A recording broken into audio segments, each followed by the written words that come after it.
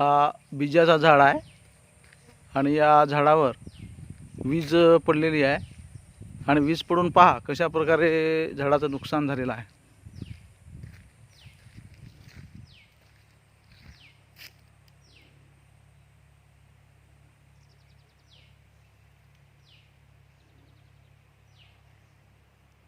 अशा प्रकारे वीज पडून एवढ्या मोठ्या झाडाचं नुकसान झालेलं आहे आणि आता हा झाड मरेल पूर्णपणे।